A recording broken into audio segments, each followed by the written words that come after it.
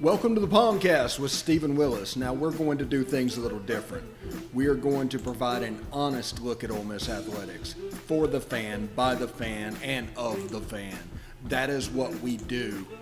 Hell be to me. I'm just kidding. Tune in for some Ole Miss sports news. We're going to give it to you straight. Yeah. Right now. The POMcast starts now. It happens now. Holy cow. Listen to me. It's starting. Well, it's going to start right about now.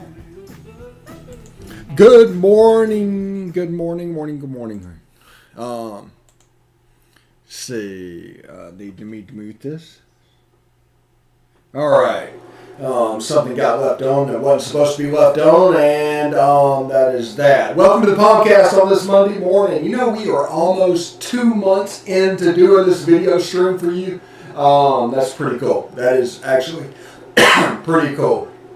We have the third camera. I'm over here on the third camera, camera 3 at the moment. There's camera 1, and camera 2 is over off to the side. You'll see that in about a minute. So it's kind of cool to see the way this POMcast is just growing and growing and growing, like one step at a time. It was always our goal, and we've been honest with you since the beginning.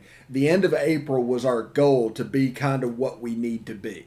So we're just growing periodically as this thing goes along, incorporating video aspects from Ole Miss, the coaches, incorporating camera angles. We're doing a lot on the POMcast, and we really thank you for joining us. Actually, huge thank you. Nearly 1,000 views for our series reaction video released yesterday. Nearly 1,000 views. That's incredible for our humble beginnings. So we do appreciate that. Eventually, we will also have an audio version of that shows up on the Positively Ole Miss um, YouTube, or not YouTube feed, like SoundCloud and all that. Well, speaking of which, we'll do all that now. If you want to watch us, we're at the Stephen Willis and at the Rebel Walk on Twitter. You can live stream us there. You catch us on Facebook at facebook.com/POMcast. On YouTube, we're Positively Ole Miss. Hit the bell for notifications. You'll always know we're streaming. And if the content of the stream is something that you would be interested in. And we're also on Twitch at Positively Ole Miss, all one word, all lowercase. Join our Twitch channel. You can catch all of our videos, not just the Ole Miss ones, at Willis Digital Media on YouTube and Willis Digital Media, all one word, on Twitch. So we're also on audio at Apple Podcasts, Google Podcasts, Stitcher, SoundCloud, Spotify, TuneIn Radio, iHeartRadio, and Pandora. We also are on numerous minor podcatchers, but if we named them, we'd be here all day. But again, thank you very much for joining us on this beautiful Monday morning. I say beautiful. It's kind of overcast, which down here it's like striking the difference when you get an overcast day. It doesn't happen very often, but when it does, it's very striking. Today on the podcast, we're going to talk a little bit about the sweep of Alabama, the 6-0 start for the first time since 1969. The shortstop that year was Archie Manning. And we're going to move on in segment 2. We're going to cover women's basketball and Coach O's girls making it to the NIT championship, but not able to close the deal. Lessons were learned that will help them down the road, though. That's period. That's more important than actually winning that. Because everybody talks about the NIT and everybody would rather be in the NCAA. That's no doubt. So the tournament doesn't mean a whole lot until you get to this level. Once you hit the championship game where something is on the line, there's an experience factor where you need to be there and go through that to grow for the next level. They can take those lessons and move it on. So the girls lost to Rice in the NIT championship. That was the first championship game for Ole Miss in one of the big three sports in, I think, 60 years. I think 62 was the last time that happened. Women's basketball, men's basketball, football, and baseball. But I think that happened. It was a long way. Next year will be 60 years since 1962 and the last time we won a national championship. And even then, we didn't really play the game that had everything on the line. There was no pressure attached to that. So it could have been the first time in school history in the major sports at the school that Ole Miss was put in that position. And it's a nice lesson to learn. It's a lesson you want to learn when they're all freshmen. So we got some holes to fill. Coach O's going to talk about it in just a little bit. But if you're an Ole Miss women's basketball fan, there's nothing but encouragement that can be taken from that game. Now, I mean, this whole run during the thing, the extra basketball, they need it because of COVID. They need it because of the underclassmen and the fact that it was delayed until the end. We're going to change this up. We're going to talk about Coach O now and the women's basketball team now because I've already started. But due to COVID, everything was late. So everything was set up to where you didn't really have time to gel. You see all the programs that are one and done dominated struggled this year. And that is because you can't build a cohesive unit. It's a bunch of 5 individuals playing against the team. And teams that are veteran-based had good seasons because there was cohesion and stuff that didn't have to be learned. Well, Ole Miss came in this year with 5 or 6 freshmen, top class in the SEC. I mean, highly ranked. Shakira Austin, I believe, was among them. And just took a little while for them to get going because of all the COVID stuff and all the stuff that we had never seen. And basically, it was all a little bit different. And so systems and everything had to be adapted. You don't know what the best way to deal with this situation because this is the first time this has happened in 100 years. So it took a little while to get going for teams, especially one and done and transfer and highly recruiting class dominated teams. And so early in the season, there was a little bit of a struggle. There was a little bit of a bleakness to it. And it was because they were coming together. That was the natural thing. You had to kind of learn by doing this year. There was no pre-set up and be ready by game one as a cohesive unit. It was like, let's somehow in January become that cohesive unit. And you would never hear a coach say this. You would never, not once, because it's their job to put it together, and there's not going to make excuses for what happened. But the truth is, it happened. We can't ignore what the last year was like and what the last year put on these girls.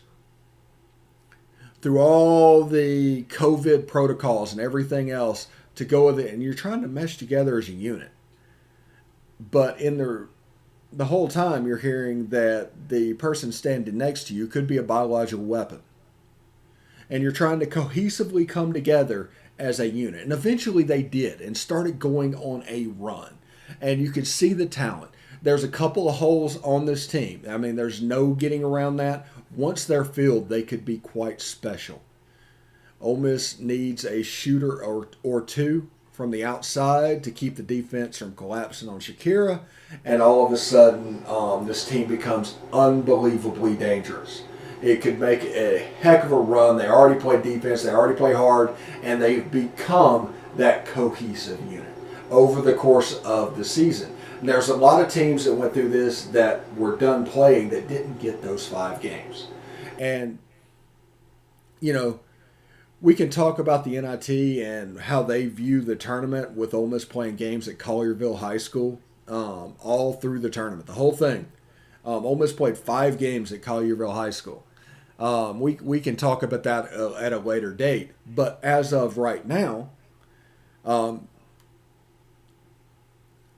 it's just there's not a hard way to there's not a way to find a negative. And if you go to the NIT and you want to get the most out of it, these girls did.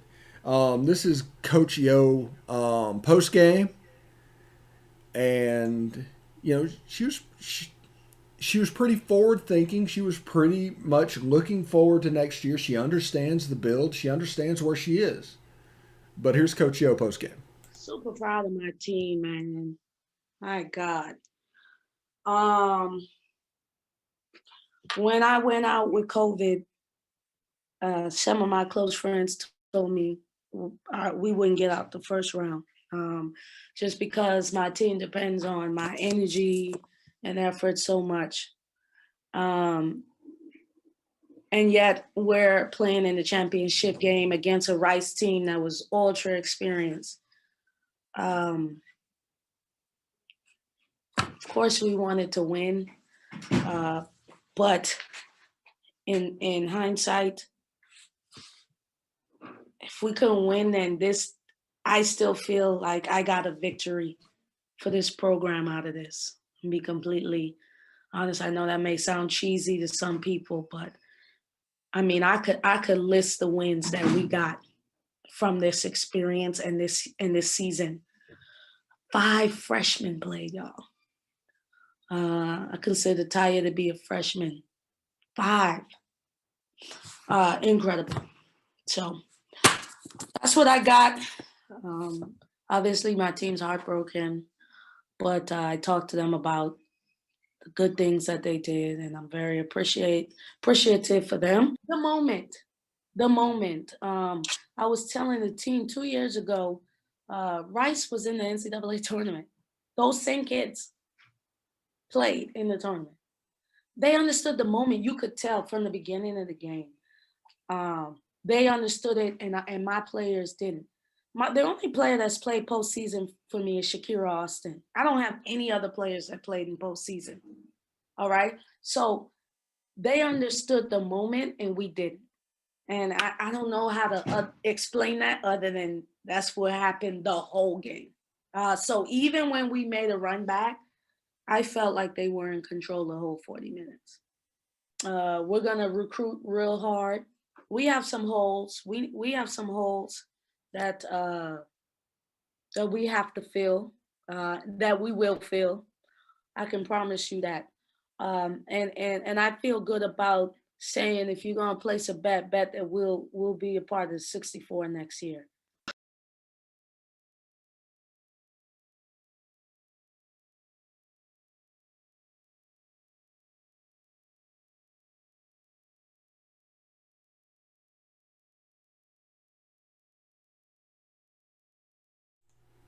Those girls are really moving towards a chance to grow and grow and grow. That is a core of 5 freshmen that came in, and Shakira Austin, and next year is going to be big.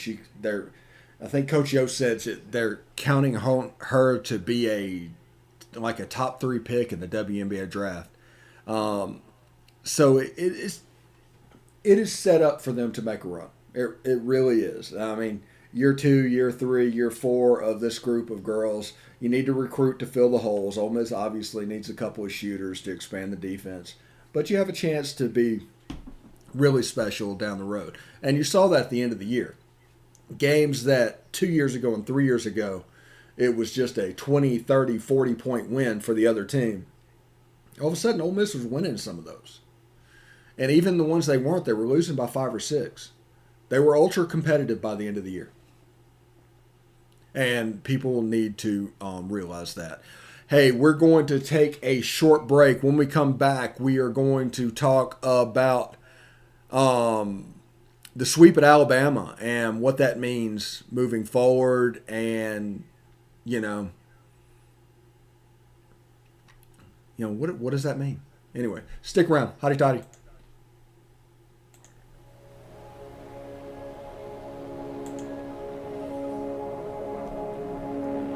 Only 10% of us get enough daily exercise.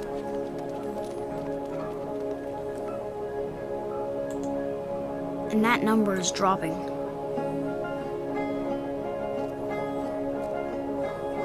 Nearly 30% of us are overweight or obese. We spend 6 hours a day in front of a screen.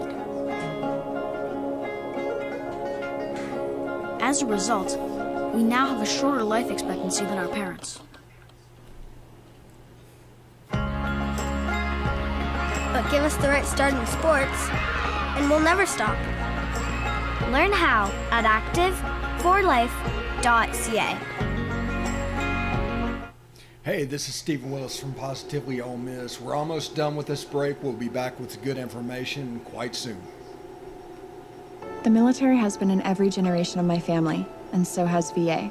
It wasn't easy for my dad after Vietnam, but VA helped him and my mom get the home they'd always wanted. My grandpa's been coming to VA since World War II. They even helped him lay to rest one of his battle buddies from Normandy. And me, I followed in their footsteps and served with pride. And now that I'm out of the military, the GI Bill's helping me with school.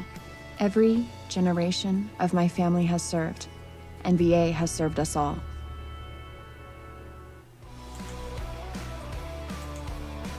All right, welcome back. Segment 2 of the POMcast. Hope everybody is doing well. Before we get started and move on into the sweep this weekend, I want to tell you about the Rebel Walk and what they mean to me. They provide a subscriber level experience for no money. It's free content. You do not have to drop $10 a month. You do not have to drop anything at all. And Chris Muller, as you can see with our series reaction that garnered so many views yesterday, extremely knowledgeable about baseball. And there's experts all along the line with this. And you can just really learn and follow Ole Miss in a way that's not so negative and fear-based that you see sometimes in these subscriber games. So Go over there. Evelyn does a fine job running that. They've got fine experts all around. So therebelwalk.com is the address. The POMcast can be watched over there, and all the print will be available as well. I think this week or next week. I think this week. Leanne's doing her first recruiting show with us. So that'll change it a little bit as well. We're also working on getting new graphics for some of their stuff. And it should look really cool. But therebelwalk.com, that should be the address on the tip of everybody's tongue. And follow Ole Miss really the way you used to. That's what it's like for me. It feels like it used to. It doesn't feel so anxious. It doesn't feel so angsty. It feels like it used to. So have fun following Ole Miss. That's what it's here for. Go over to therebelwalk.com. Catch us over here at the POMcast. We're working together, partnership, to provide a positive experience for you guys. Anyway, Ole Miss swept Alabama this weekend. And that wouldn't be a horribly big deal, but they swept Auburn last weekend. So that puts them at 6-0 in the SEC. That's the overall lead in the conference, the last undefeated team.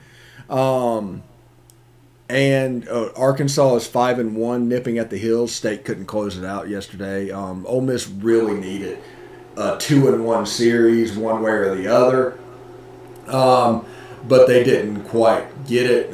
So Arkansas sweeping State at Duty Noble Stadium, who are like the fantastic college baseball stadium of college baseball, whatever.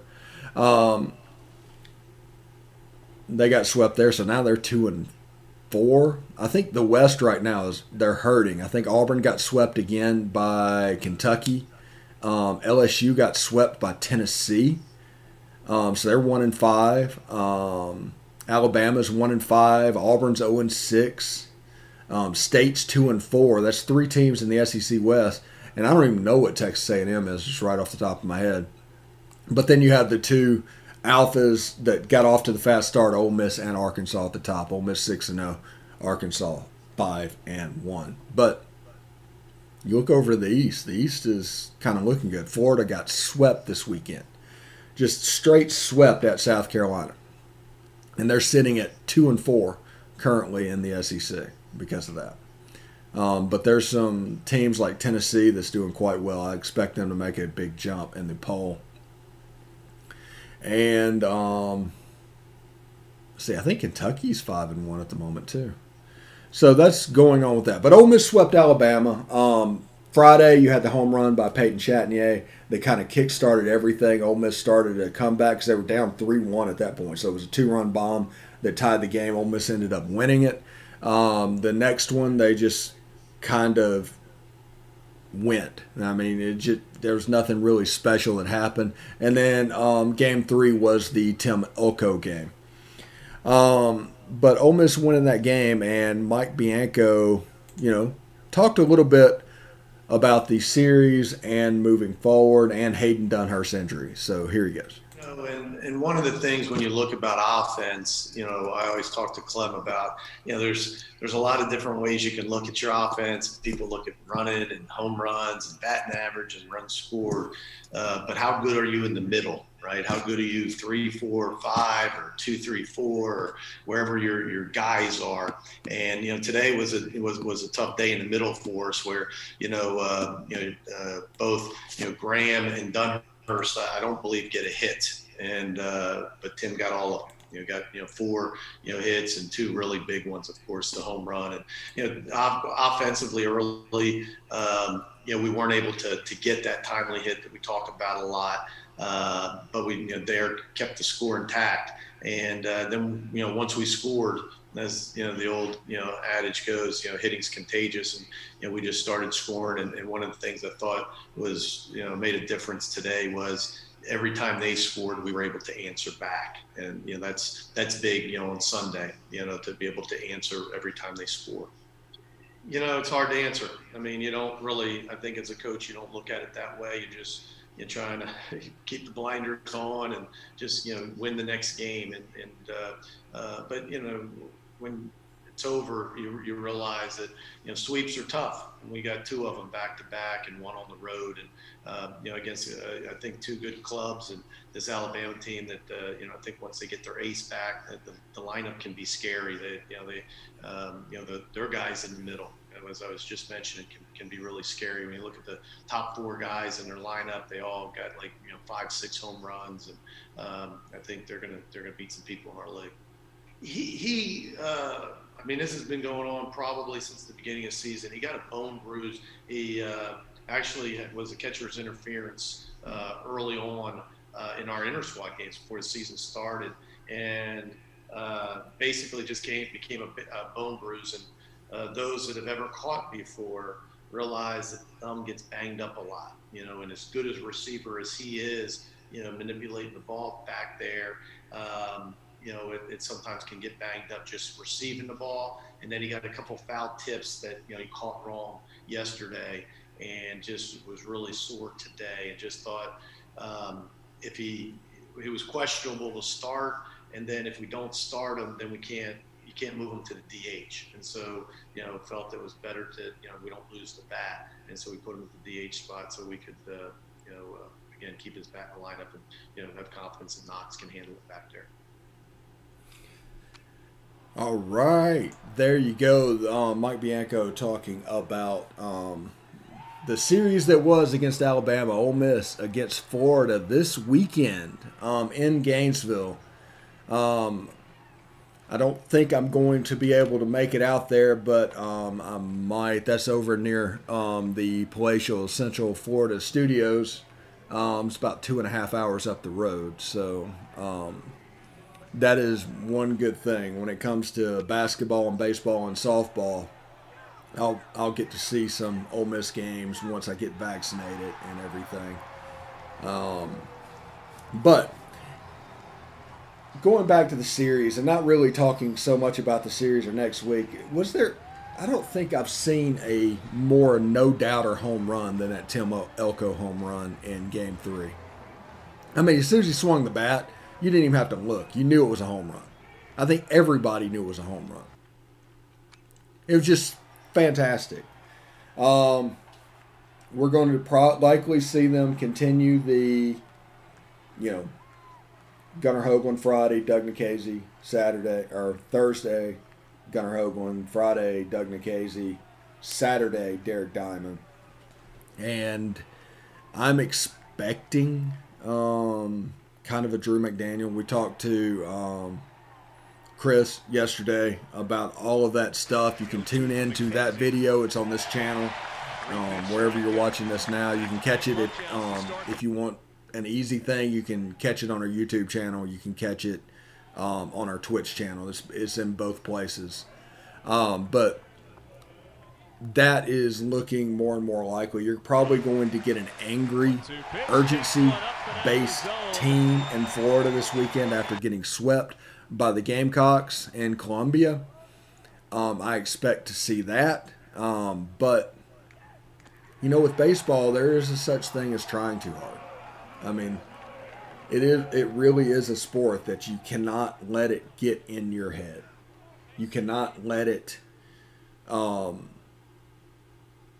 because if you start pressing, it becomes harder. It really is a quicksand game. Like Keanu Reeves from The Replacement said, it really is a quicksand game where one mistake can lead to 2, can lead to 3, can lead to 4, with just unbelievable ease when it comes to baseball. So there is a chance that Florida, presses a little bit too hard and makes bad worse. They could come back and be normal. We'll have to see how they go. This isn't the Florida team that we've seen in the past, though. Yeah, it's just not at this point in time. They might get there, but it's not at the moment. So, honestly, Ole Miss should go down there with the expectation of winning the series. Now, it's going to be a hard game. It's going to be difficult, but that should be the expectation going into that one. If Ole Miss is 8-1 after this weekend, you have no idea how huge that is. With Arkansas coming to town with a chance to add a little bit of space in the West, Ole Miss has historically done pretty well against Arkansas. But if you're 8-1 after this series and you're 10-2 after the Arkansas series, man, you're cooking with gas, brother. You're cooking with gas. Even if State sweeps you, you're 10-5 at the halfway point. And there's nothing that looks like they have a team that can do that. So the expectation should be at this point win the series. Now it's going to be tough sledding, but anytime you have Hoagland and Nikhazy pitching, you're in the game against anybody, and that's including Vanderbilt with Kumar and Leiter. Just period. Anyway, I'm probably going to give you a couple of minutes back. Again, hey, go over to therebelwalk.com. Let's see what they got going on. And if you want to see older videos, instant reaction videos, our series reaction video, like I said, is on our Twitch channel, on our YouTube channel. If you want to go back and look at that, that is available as well. But I'm probably going to give you, a few minutes back. So until tomorrow, hotty toddy.